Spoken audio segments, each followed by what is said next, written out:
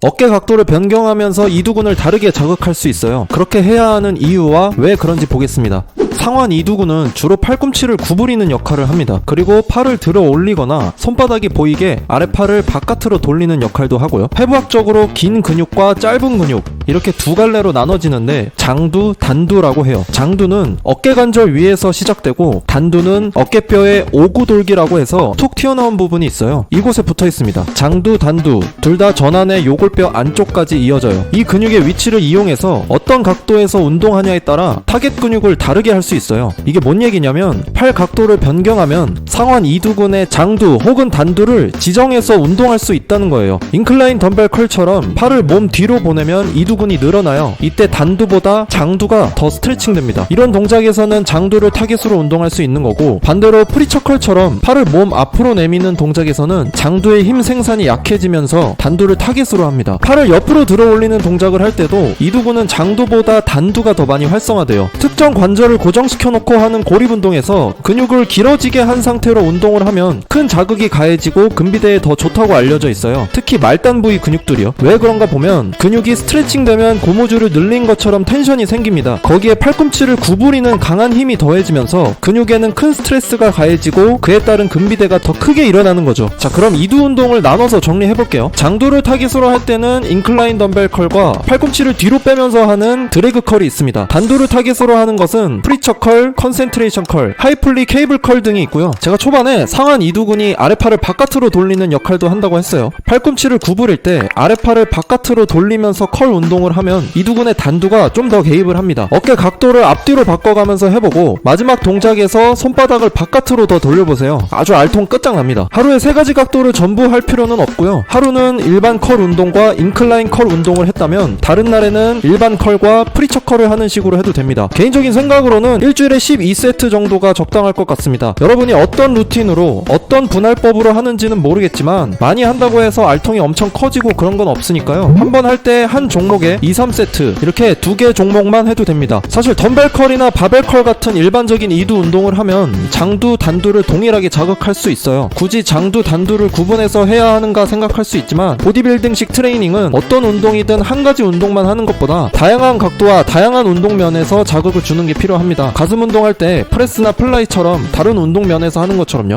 또 장두를 타깃으로 한다고 해서 단두가 자극이 안 받는 게 아니고요. 단두를 타깃으로 한다고 해서 장두가 자극을 받지 않는 게 아닙니다. 이런 방법을 안 했다면 하는 것을 추천하고요. 하고 있었는데 왜 하는지 몰랐다면 이런 이유가 있다는 거 알고 계시면 됩니다. 여기까지입니다.